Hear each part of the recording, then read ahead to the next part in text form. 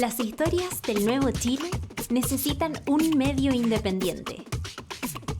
Suscríbete a Sube la Club y construyamos juntos un nuevo medio para un nuevo Chile. Baja la app y súbete a Sube la Club. El país que soñamos se construye con muchas voces. Y en este lugar todos podemos ser superciudadanos. Alertas al llamado de la injusticia. Junto a Rayén Araya. ¿Qué tal? ¿Qué tal? ¿Cómo están todos y todas? Bienvenidos, bienvenidas. Gracias por ser parte también de Super Ciudadanos. Digo también porque es parte de los programas de Sube la Mañana que puedes ver y escuchar en las redes sociales, en la página web de subela.cl y también a través de nuestra aplicación. Los saludo nuevamente para los que están escuchando toda la mañana, para quienes escuchan el podcast y se conectan ahora. Saludo por primera vez al equipo que hace posible que lleguemos hasta ustedes, a Luis Concha, siempre en los controles. Volvió al peinado con gomina, Lucho ahí, pero impecable. Sí, no le gusta que le digas, me arruga la nariz. Lucho, a Charlie, nuestra puesta al aire audiovisual, siempre radiante, y por supuesto a César Zamora, nuestro periodista, a cargo además de los contenidos de nuestra aplicación. Vamos a saludar a nuestra super ciudadana. Me pone muy contenta poder conversar con ella siempre. Nos permite ahondar en espacios que nos parecen sumamente relevantes como radio, la salud mental, la preocupación, el autocuidado, la infancia y lo que significa visibilizar aquellos temas también por una sociedad que queremos que sea mejor y que pueda cuidar a los niños y niñas que habitan esta tierra. Vinca Jackson junto a nosotros, terapeuta, psicóloga, además escritora, ha hecho distintas entregas y que pueden seguirla además en su sitio web para que vayan viendo ahí sus blogs. ¿Cómo estás, Vinca? Bienvenida, gracias por estar aquí nuevamente. Bien, gracias, Rayén. Qué rico estar, qué rico poder conversar de estas cosas. Gracias, Vinca, por estar allí, por entregarnos este tiempo que nos permite dialogar acerca de estas cosas. Son cosas complejas de hablar y es importante poder hacerlo con una buena guía para meterse en esos temas que, como son difíciles, hay que hablarlos también de una manera delicada.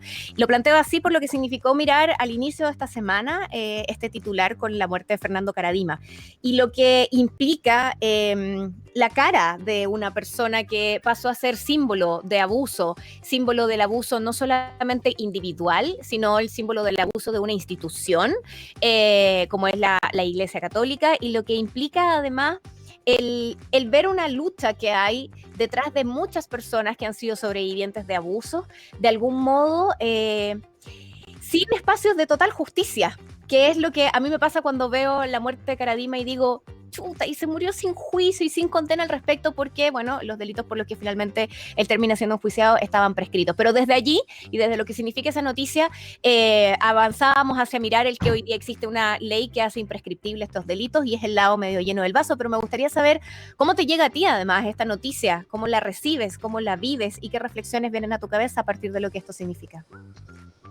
Bueno, es bien fuerte igual, ¿eh? Yo al comienzo de la semana conversamos varios sobrevivientes y además, bueno, están las y los pacientes, pero a esta altura nos conocemos ya varios sobrevivientes de abuso intrafamiliar, de abuso de iglesia.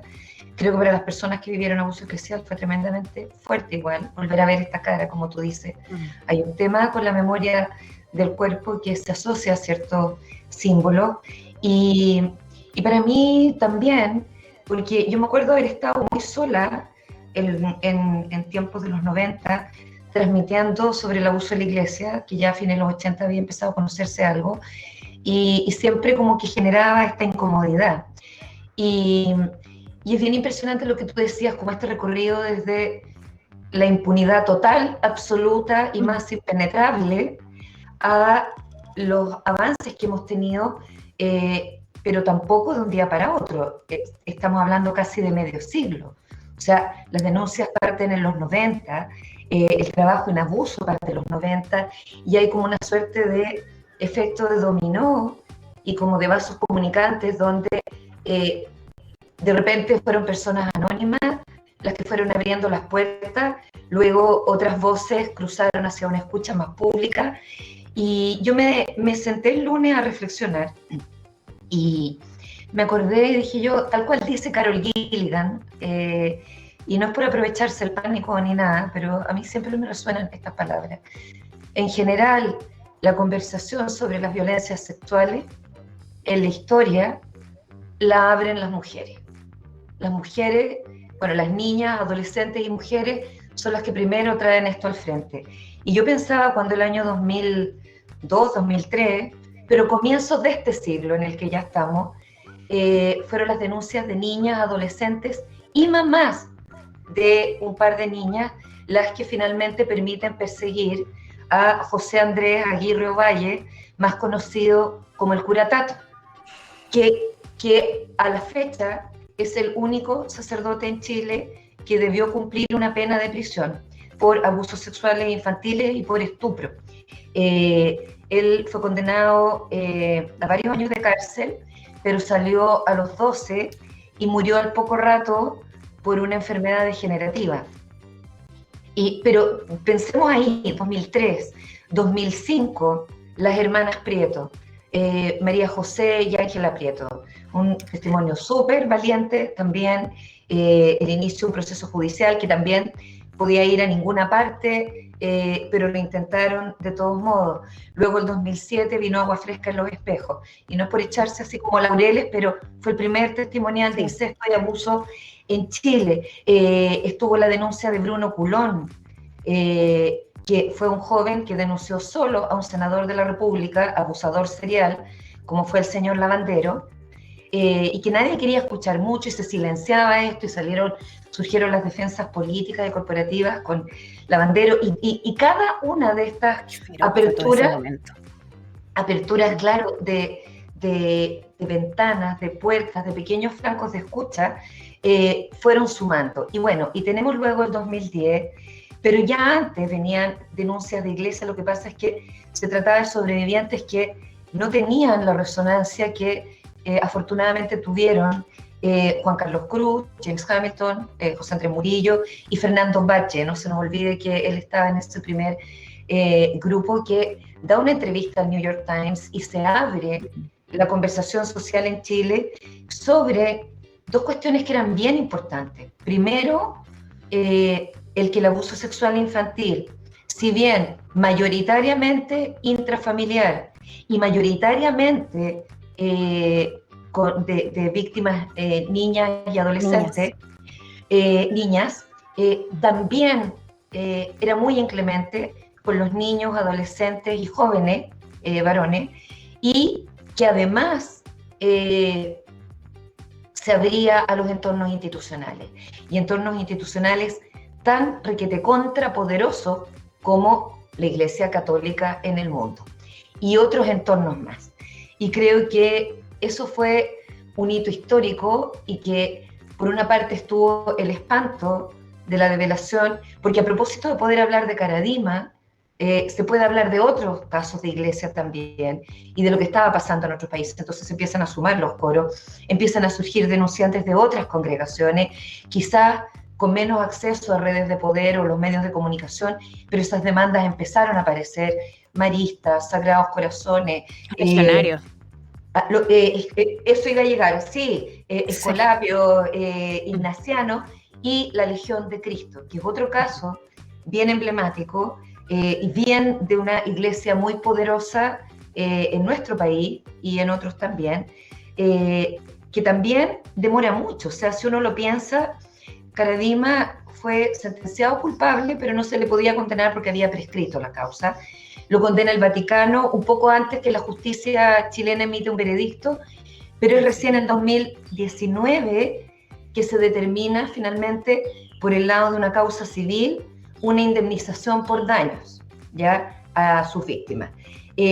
O'Reilly, que fue denunciado el 2012, recién este año, el 2021, el Vaticano dice que en realidad era pederasta y que no debe tener ningún contacto con niños, aun cuando la justicia civil o de los hombres ya había dicho eso el año 2014.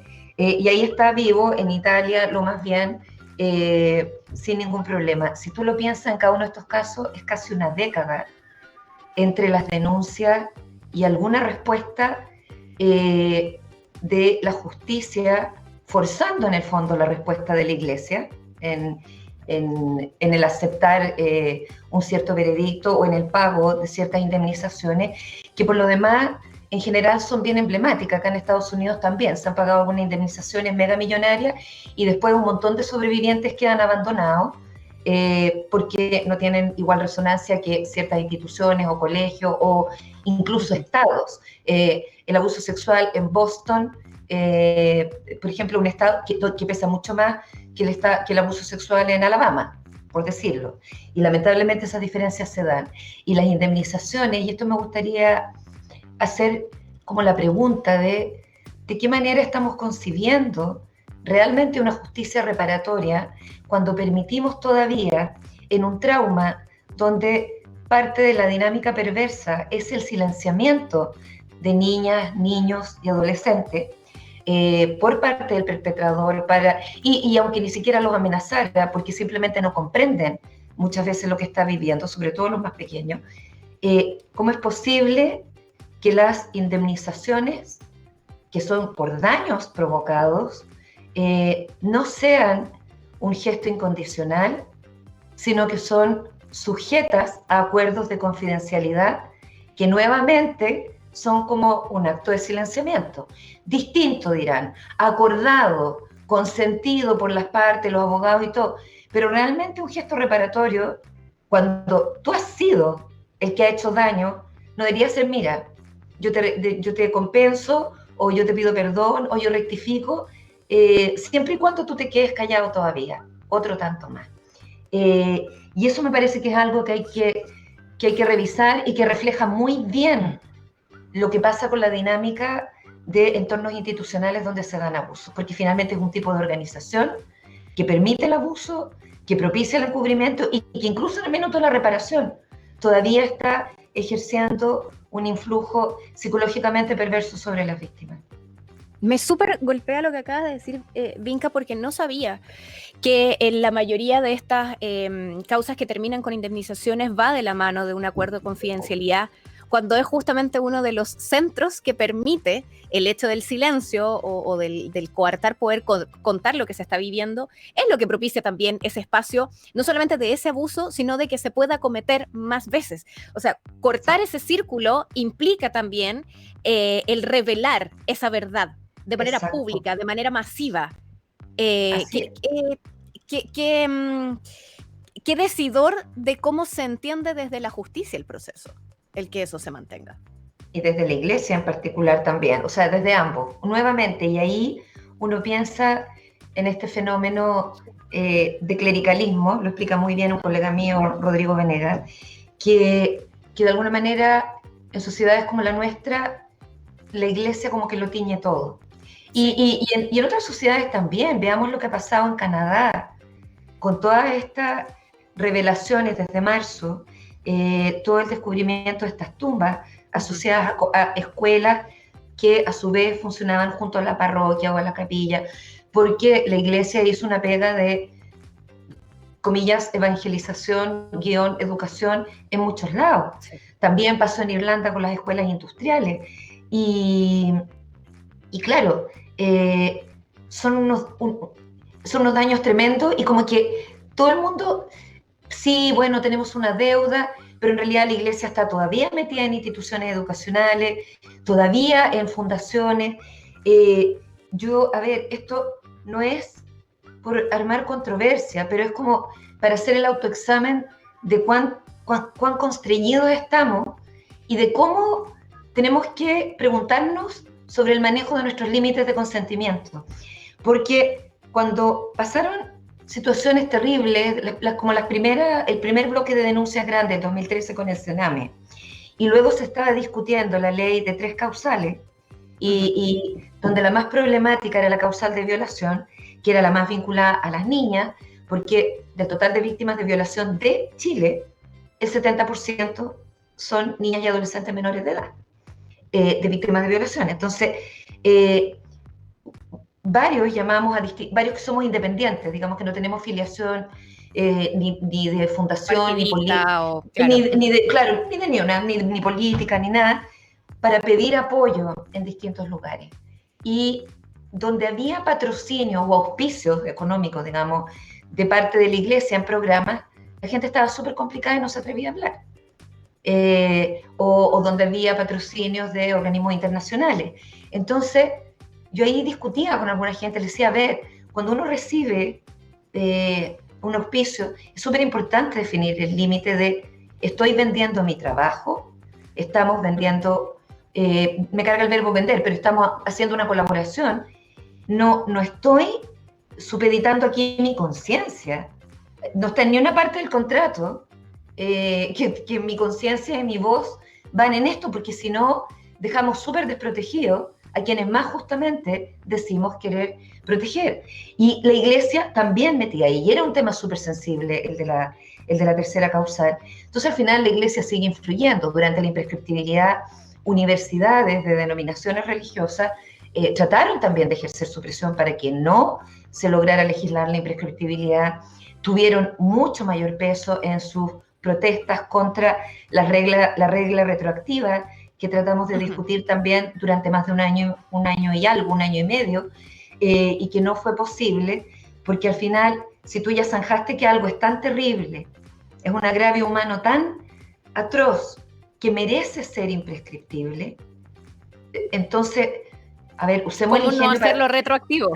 Claro, o sea, ¿qué pasa con las Falta miles y mucho, miles sí. de víctimas? Claro, que estaban impedidas De antes. de acceder a la justicia.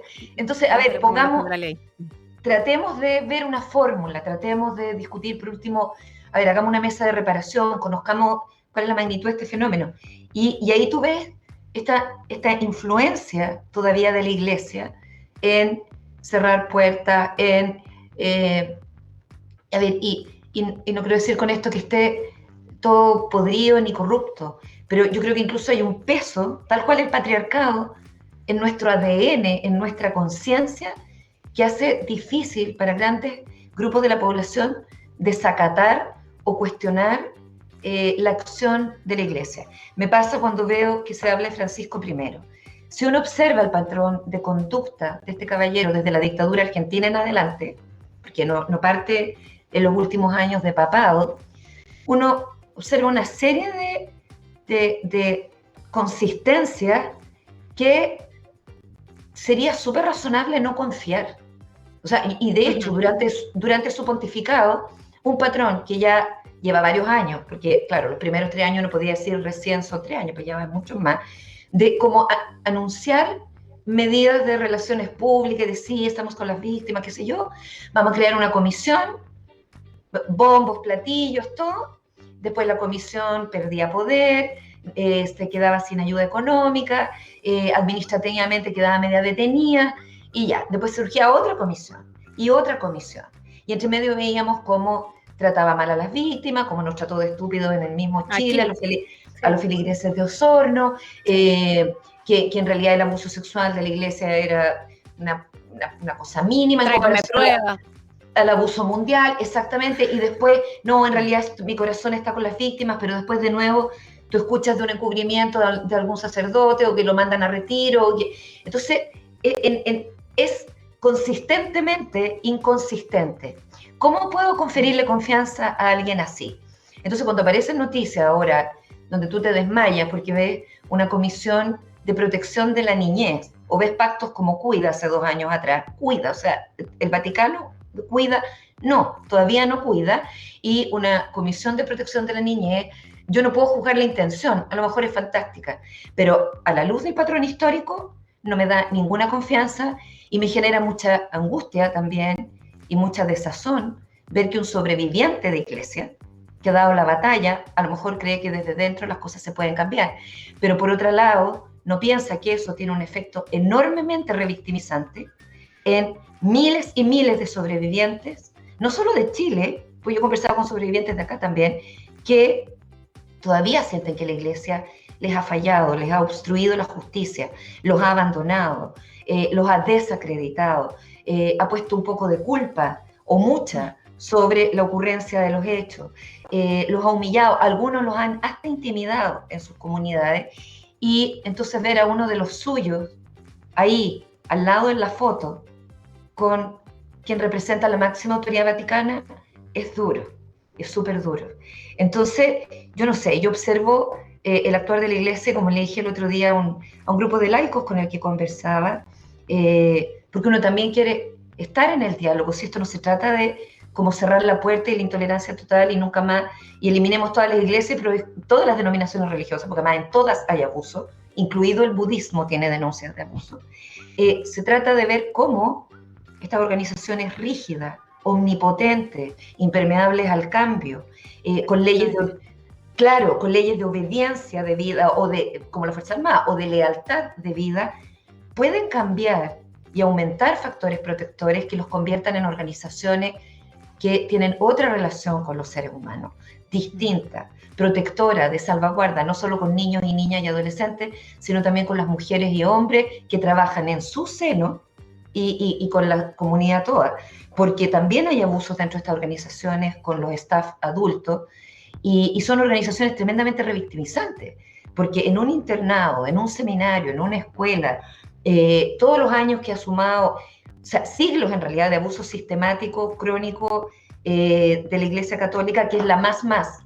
Yo digo, todas las denominaciones tienen abuso, pero esta realmente es como el crimen organizado, más o menos. Tú ves que, de hecho es más, paréntesis, hay un libro que se llama El Tratado de la Violencia, de Wolfgang Sofsky, S-O-F de foca, S-K-Y, donde se relatan episodios de un juicio donde también estuvo involucrada la iglesia, de un varón que trataba muy mal a los niños, niñas y adolescentes. Y lo terrible es que en entornos institucionales ya no es un agresor con comillas bajo instinto o pedófilo o con un trastorno de personalidad o tendencias agresivas sexuales. Pueden ser más de uno y pueden tener más de una víctima. Y además los niños muchas veces y niñas están viendo el abuso de otros niños y niñas. Y eso es otro trauma más. Y la impotencia de poder hablar por el propio daño y por el daño de tus compañeros sí que activa un mecanismo de culpa donde, en el fondo, los adolescentes sienten que han sido poco menos que cómplices de su propia violación o cómplices, entre comillas, de la violación de sus amigos y de todas las torturas o tormentos que hayan pasado, cuando en realidad no tenía nada que ver, tenía que ver con la estructura de secreto, de silenciamiento, de vertical, de respeto debido de esa organización. Entonces, es mucho lo que hay que cambiar todavía, y yo ahí es donde digo, confianzas condicionadas. Aquí sí que sí. Cuando ustedes, o cuando estas instituciones, deportes, comités olímpicos, colegios, escuelas, colegios religiosos, uno se pregunta cómo existen colegios donde uno sabe que ocurrieron abusos sistemáticamente, donde nadie dijo por qué van estos niños a una oficina solos con un sacerdote, por temor a despido, por temor a esto. O sea, hay tanta estructura de miedo ahí. Cuando todo eso realmente cambia a nivel generalizado y se sostenga un tiempo, y no sea solo para la foto, para la relación pública, o para el cambio legislativo o de decreto de los ministerios de educación de los países, entonces ya, ahí podemos hablar quizás de una reparación de la ruptura relacional o de un avance en la confianza, pero con tiempo. O sea, ¿cuál es el acto de gratuidad que yo puedo hacer? Darte un poquitito de confianza para mirar este proceso y no decirte, mira, ya has hecho tanto daño, has destruido tantas vidas que ni siquiera me da para observar si puedes cambiar. Entonces creo que es una tremenda apuesta de confianza, este pedacito donde uno dice, ok, voy a observar qué haces, pero quiero ver que eso perdure en el tiempo y quiero ver actos reales de reparación, de indemnización, sin volver a las sin condiciones de silenciamiento, exacto, con respeto, con inclusión incluso, de víctimas y sobrevivientes en como acciones sociales o comunitarias de prevención, porque finalmente, ya una vez que el daño se hizo, claro, nos comprometemos con la reparación, pero el chip que nos queda así como disparando como un faro en la cabeza y en el corazón es que esto no se vuelva a repetir. Por lo tanto, la prevención es vital. Y ahí los sobrevivientes y las sobrevivientes tendrían mucho que decir, mucho que hacer, y en vez de estar marginados o vistos así como peligrosos y con lepra por parte de la iglesia o de otros entornos institucionales, tendrían que ser los principales colaboradores. Uno ve en Sename como muchos jóvenes o hombres o mujeres egresados han tomado un rol de advocates por los niños y niñas que todavía están en Sename. Aquí aprovecho de contar también, porque es bueno contar, hay una fundación llamada Cambiando Destinos en el sur de Chile, donde está Julio Correa y hay jóvenes egresados, están trabajando con jóvenes que están todavía en el sistema de protección para ayudar. Un poco a eso me refiero, cuando digo, ok, aquí las víctimas y sobrevivientes tienen mucho también que hacer, pero si se abren las puertas, no si permanecen encerrados ahí atrincherados como hasta ahora muchas instituciones, como la iglesia, por ejemplo. Ay, Vinca, me tengo que ir a la pausa. Pensaba también en otras voces, en la voz de Jaime Concha, en la de Silvana Borges, en tantos otros nombres que se nos vienen a la memoria. Sí, en quienes han construido un camino con toda la exposición y el peso que esa exposición pública además ha implicado en ellos y en ellas, y que es importante traerlos a la memoria cuando hablamos de estos temas. Mencionabas el tema de las instituciones. Perdón. Sí, y por favor contar que desde el año 2019 los sobrevivientes de abuso eclesial de una manera muy generosa comienzan a organizarse por su propia cuenta desde agosto del 2019 y a estas alturas la red sobrevive de todas las personas que tú dices, Jaime Concha, Silvana Borges, Inés Espinosa, Helmut Kramer, Paul Endre, se abrieron a sobrevivientes de todos los abusos sexuales en entornos institucionales.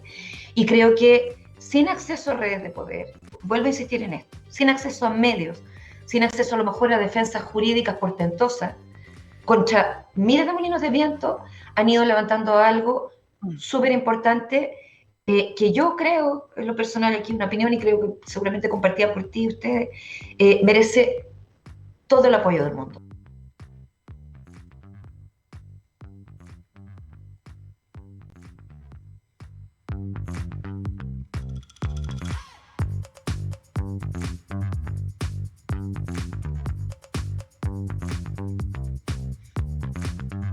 Ya estamos de vuelta en Sube la Mañana.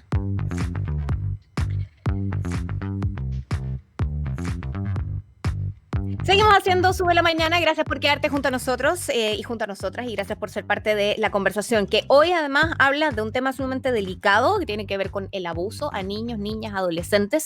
Hacíamos foco en lo que pasa junto a nuestra invitada Vinca Jackson, con lo que significa revivir parte de las historias vinculadas a las iglesias, y hablamos de las iglesias en términos generales, más allá de la católica, pero por cierto a partir de lo que significó la noticia de la muerte de Fernando Karadima.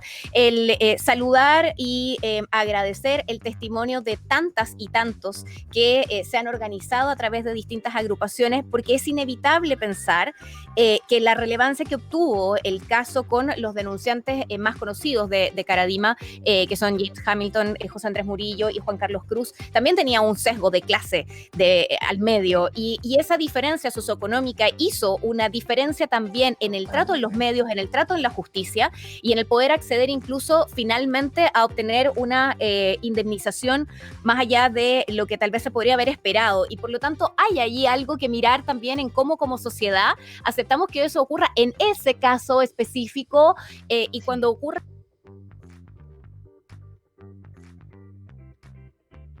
comparten tipos de organizaciones y que por lo tanto son propensas a algo como lo ocurrido también en la Iglesia del Bosque. Vinca, tú mencionabas recién el tema de la red de sobrevivientes, mencionábamos a Jaime Concha, a Silvana Borges y a tantos otros allí, en que se han abierto también a acoger denuncias y acompañar personas de otras instituciones. ¿Hay algo en particular, y esto te lo pregunto ya en el lado de tu lado como terapeuta, que implica que la organización institucional propende a que se den este tipo de abusos? Sí, lo que hablábamos en la sección anterior, y además, a ver, yo creo que acá, para hacernos un dibujo como mental, tenemos por una parte, imaginémonos aquí arribita el poder, ¿ya? Y aquí debajito la vulnerabilidad, que es máxima en niños, niñas y adolescentes, ¿ya? Porque todavía están en formación. Y quienes deberían poder cuidar cuando estos niños, niñas y adolescentes entran en relación con una institución, por ejemplo, un colegio, una escuela, una pastoral, una iglesia, un comité olímpico, un Un grupo grupo deportivo, scout, etc. no tengo idea, claro. Los grupos scout, etcétera, quedan en una situación donde no pueden proteger bien. ¿Qué es lo que pasa acá? Hay también, fuera de la organización jerárquica, los temas de obediencia, de respeto, la impermeabilidad a ninguna información, es como que la organización se cierra, entonces mientras todos están creando protocolos de abuso, acá nada, porque a nosotros no nos pasa, porque hay una cosa también un poco omnipotente y soberbia ahí, o de como autopreservación de la institución, y que cuando le pasan cosas, o sea, desde un accidente por falla de protocolos de seguridad hasta el abuso sexual infantil o la muerte de un niño, asumen una defensa cerrada, autopreservadora y se olvidan de la víctima, ¿ya? Pero entre medio que uno dice, bueno, hay familias, hay otras instituciones que podrían interceder, ¿qué está pasando ahí? Alertar, algo, decir. Claro, es que también quedan en una posición media subyugada, porque si tú piensas en un abuso X en una escuela y la familia quiere ir a ver qué pasó, ¿ya? O quiere escuchar a su niño o niña e ir a ver qué pasó. Y eso después se traduce en represalias, malas notas o la cancelación de la matrícula por parte de la administración. Hay un tremendo poder que puede actuar como coacción ahí. Lo mismo en los equipos deportivos. O sea, uno que ha visto y ha conocido mamás que han estado trabajando, o sea, llevando a sus hijas estos temas como las gimnastas olímpicas, que parten muy chiquititas, y cualquier incomodidad de la niña, ya, cómo hacérsela llegar de repente a la entrenadora o entrenador. Ni siquiera estoy hablando de una incomodidad física o de contacto corporal inapropiado. Un insulto, un trato puede ser. Un grito, claro. Exacto, un trato así demasiado fuerte y agresivo. Cuando esa niñita, por ejemplo, ya ha ganado ciertas competencias, y es como, no mamá, porque también tiene la idea de que se va a enojar o que va a generar un conflicto. Y aquí hay una pregunta a nivel social. ¿Qué está pasando que el conflicto nos da temor? Por una parte, hay un trauma porque enfrentamos consecuencias muy negativas muchas veces del conflicto. Esto no es, en Chile no es como en Argentina, que uno ve a la gente gritarse y decirse unas cosas así terribles y después toman café y se aman, ¿ya? Y está como incorporado en la vida cotidiana y uno mira así como, yo la primera vez que fui en mis jóvenes años, era como, oh, qué saludable esto. No sé si a mí me acomoda a grito pelado de repente, pero qué rico poder decir las cosas y volver a un lugar donde esa relación continúa, donde podemos hablar el disenso, donde podemos hablar lo que nos cuesta. Obviamente todos nos sentimos un poco cuerito pelado cuando nos hacen una crítica o nos dicen que algo no lo hemos hecho bien, pero tenemos primero que nada como una asociación traumática al conflicto, y por otra parte hay quienes profitan o se han encargado de que ese mecanismo como que se sostenga para que no molestemos mucho. A mí me sorprende bastante que a nivel como internacional de repente uno ve que cada vez hay menos reuniones de apoderados en las escuelas o en los colegios privados, porque claro, muchos apoderados juntos, es un problema. Claro, ahora están igual los grupos de WhatsApp, entonces ahí se cuentan las cosas y todo de repente es como, pero muchos apoderados juntos, mucho trabajo. Entonces hay una reunión al principio del año, una al final, después reuniones individuales muy atomizadas y listo. Entonces cada quien que tiene su problema con su hijo lo vive solo. Estamos en una época en que además de temerle al conflicto, entre la cultura de la cancelación, los cambios en lo que son como la participación en redes sociales, el mundo digital, etcétera, hay más miedo todavía al juicio del otro. Entonces, ¿qué mamá, qué papá incluso le va a preguntar a otra mamá u otro papá, oye, a tu hijo le han gritado porque al mío le gritaron y no sé cómo hacerlo? O a mi hijo que es monaguillo lo tocaron de esta manera y no sé si en realidad hacer una denuncia de abuso o no, no sé si califica o no. O en los deportes o en los scouts, oye, pero es que en realidad el jefe scout, mi hija tiene 16 y el jefe scout tiene 19, en realidad no es para tanto, pero ¿Te fijas? Entonces no hay quien conversar nada, porque además el otro papá o mamá en esta pasa mucho, y uno lo escucha mucho de mamá y papá, además del juicio público, las habilidades parentales, ¿dónde están los padres? ¿Por qué? No sé qué. Entonces, temen ser mirados bajo esa lupa. Bueno, ¿y tú cómo no te diste cuenta antes? Pero haz algo. ¿Sobreprotectores o negligentes? Eso, exactamente. Y no, Claro. pucha que difícil es cuidar. Y mira, te acompaño, no tengo idea qué hacer. Por último, no se me ocurre, también me da susto, pero a lo mejor te puedo acompañar, o preguntemos si alguien más.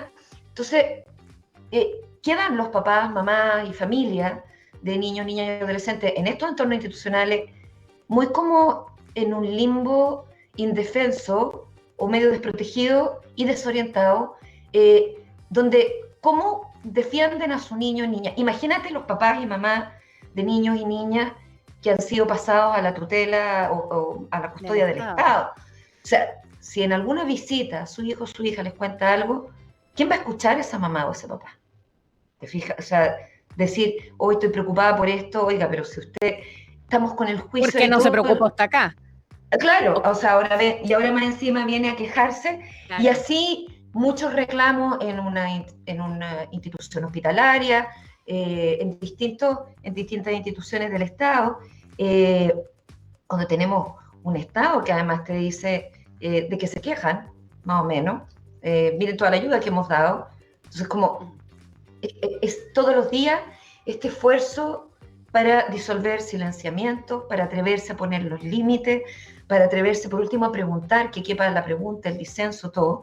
Porque sí, uno puede decir, acá los papás, mamás y familias de todos estos niños en entornos institucionales tienen una tremenda responsabilidad, pero no la van a poder ejercer bien en el cuidado si no están acompañados, como tú muy bien decías, por la colectividad o por la sociedad completa, porque te quedas solo. Entonces, claro, la sociedad se preocupa de algunos casos, reacciona cuando la noticia es terriblemente trágica o sensacionalista o compete a gente más famosa, más importante, lo que sea. Después viene una suerte de olvido y esto no es constante, y es más, hacemos diferencia según de quién se trate en la intensidad de la reacción. Y es como, y tendemos a los endiosamientos, a los blanqueamientos también. Entonces, no sé, de repente sacerdotes o entrenadores que han sido acusados de abuso te dicen, sí, pero estuvo en esta causa, hizo tanto bien, o bien, propias víctimas o sobrevivientes después se portan mal. Sí, claro, sí, pero fue víctima. A ver, claro, o sea, no hay un crédito, una cuenta de ahorro de la Vicaría de la Solidaridad que avala lo otro, y no uno por haber sido víctima de diversos traumas que podemos vivir en la humanidad, porque no es solo el abuso. Entonces tiene una suerte de también cheque en blanco para portarte mal con los otros, y asumiendo que además van a decir, oye, pero se llama sobreviviente, pues víctima, o sea, y ¿qué me viene a decir tú a mí? No está bien eso tampoco. Entonces, son tantas las presiones para realmente poder cuidar, que la apelación es a hagamos la pega cotidiana, hagamos la pega colectiva, apoyemos a las familias más que sojuzgarlas para que puedan también cuidar. Y si no tienen la fuerza muchas veces para levantarse con niños pequeños, en pueblos pequeños, en lugares donde no es que está en la tremenda ciudad y superintendencia de esto y UNICEF y Save the Children y todo, o sea, pueblo perdido, para que puedan encontrar el coraje de al menos ir a preguntar qué está pasando aquí. Y eso se gana también acompañado. Y sin juicio y sin temor al conflicto. O sea, son varias cosas las que tenemos que trabajar cotidianamente para poder ir desmantelando los abusos de poder, los abusos de conciencia, los abusos sexuales, físicos, psicológicos, contra los más indefensos y contra quien sea en realidad. Acá yo colaboro con Child USA. A mí me tocó conocer hace unos años atrás, me tocó participar de una actividad bien remecedora con las víctimas de Nazar, de este médico que, aprovechándose además de su condición de médico, o sea, más difícil todavía, porque, o sea, ¿qué niña sin advertencia o sin información de su colegio, o un lechero afuera de la clínica, de la consulta, o de su propio papá, que los papás uno tendería a confiar que el pediatra te dice sáquese la camiseta, no es para hacerle algo malo al niño, sino para ponerle el estetoscopio, que en realidad se podría poner arriba de la camiseta también, etcétera. Pero con ese poder, el doctor, el pediatra, el traumatólogo pediátrico del Comité Olímpico, ¿quién iba a cuestionar nada?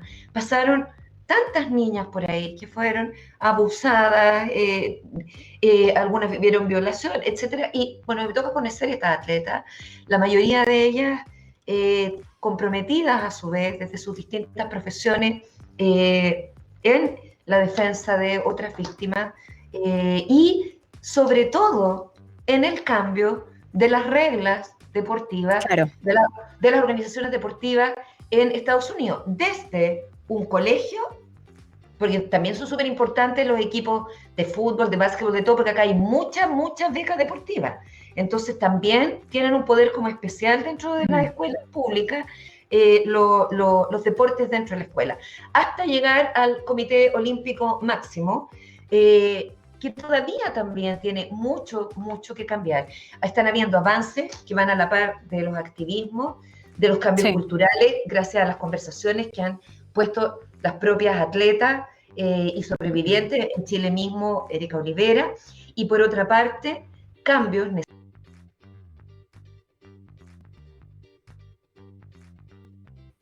No, aquí falta la ley también, y la ley por sí sola tampoco logra cambiar la cultura y los valores del cuidado, y las misiones, y las formas de trato y todo, pero es como una danza de las dos, porque es súper importante que la ley diga no se golpea a los niños, no se abusa sexualmente a los niños, niñas, adolescentes y a ninguna persona, o sea, es como la ley tiene que decirlo también y establecer una sanción, y que esa sanción se dé y se cumple, que es lo otro que tampoco ayuda mucho a la denuncia de las víctimas, porque ven que además a más poder el acusado, más difícil. Yo ayer veía en un programa de acá, incluso de niños, como de adolescentes, que alguien decía, no, pero sí, sabemos que los ricos al final no son responsables de nada. De adolescentes, y un programa como, sí, es una conciencia universal que a mayor poder económico, político o el que sea, protección, impunidad. Claro, más impunidad, menos posibilidad de justicia. ¿Para qué siquiera lo voy a intentar? Y bueno, ahí es donde uno valora valientes, como todos estos sobrevivientes de los que hemos hablado en la sesión anterior, que dijeron, no importa, vamos a denunciar igual. Y oiga, esto está prescrito, no importa, igual queremos lo voy a hacer igual. Claro, y vamos a perder todo este tiempo, no.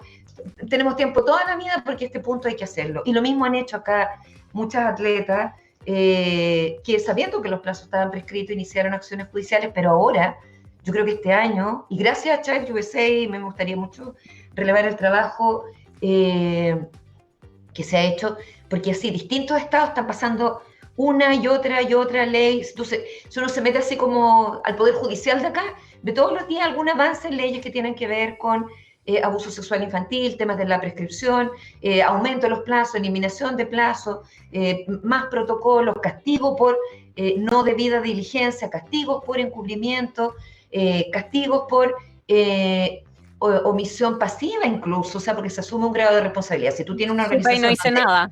Claro, donde hay niños y niñas, no, ni siquiera, que no te hayas enterado, o sea, es que también eres en parte responsable, porque una organización de niños y niñas no puede no saber lo que está pasando dentro de en su seno, con los niños y niñas que están ahí. Que en el fondo implica una responsabilidad activa, sí, el que te interese, el que vaya.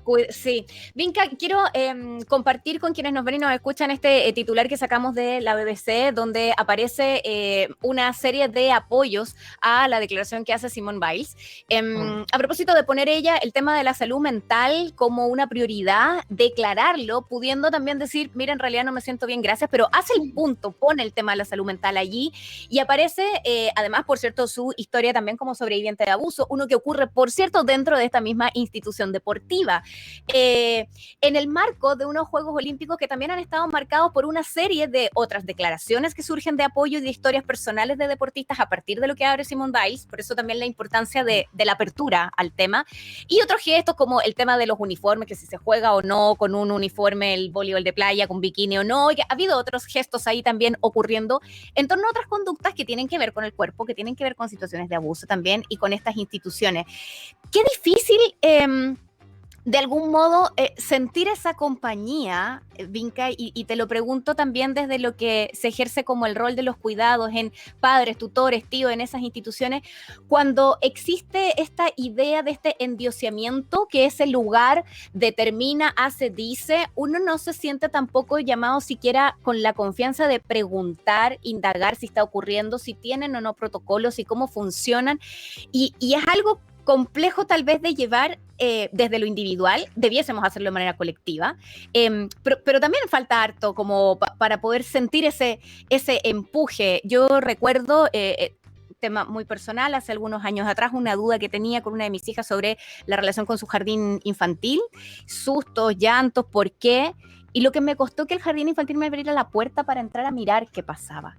Me costó preguntar si se podía, y una amiga psicóloga en ese minuto me dice, oye, pero anda y pregunta y pide entrar, o sea, es como, es lo normal.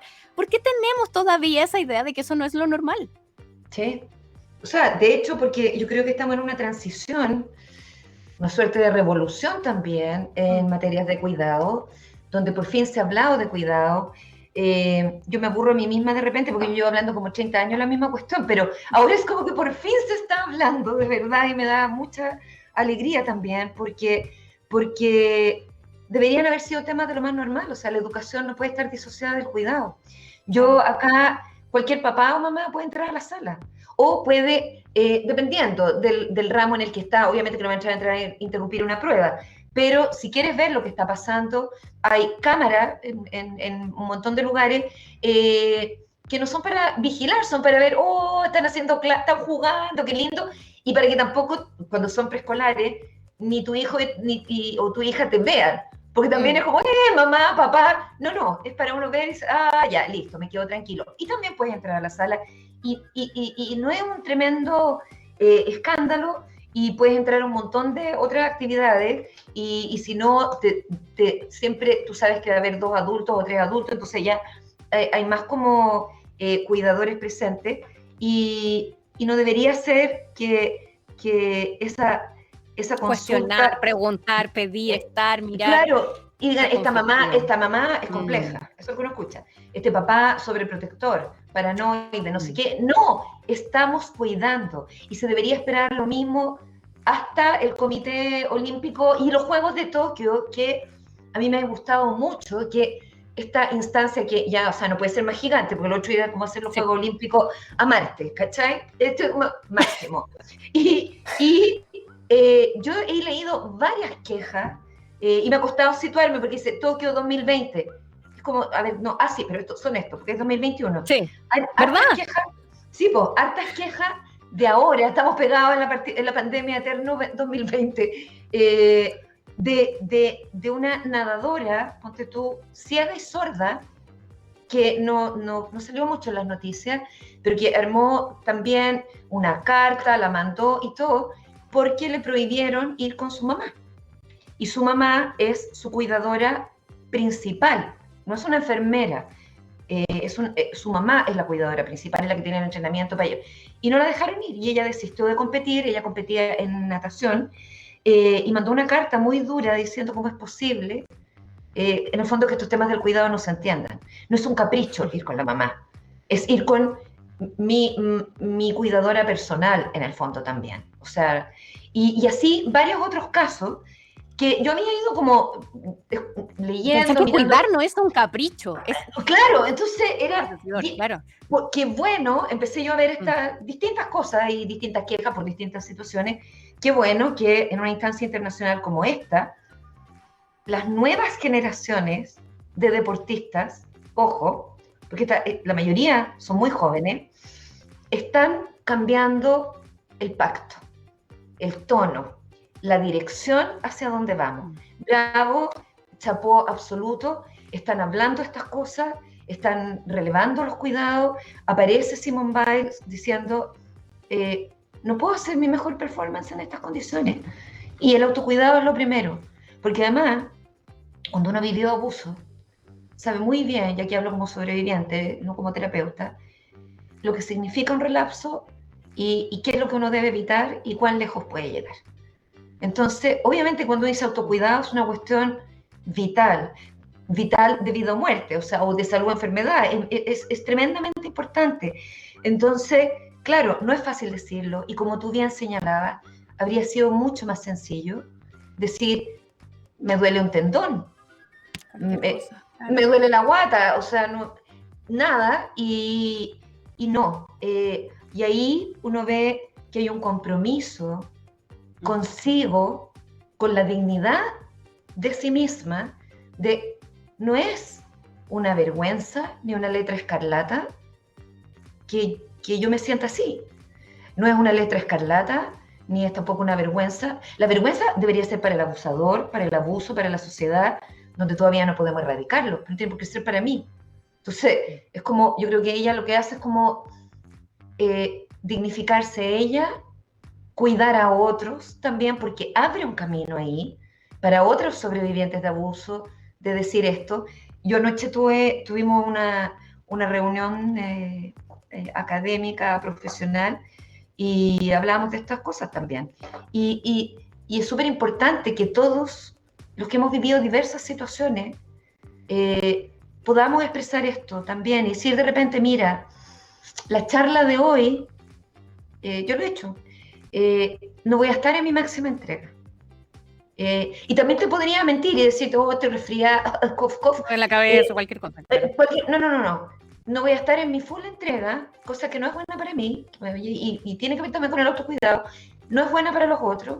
Lo más responsable, si se puede, sería no hacerlo, o que la haga otra persona.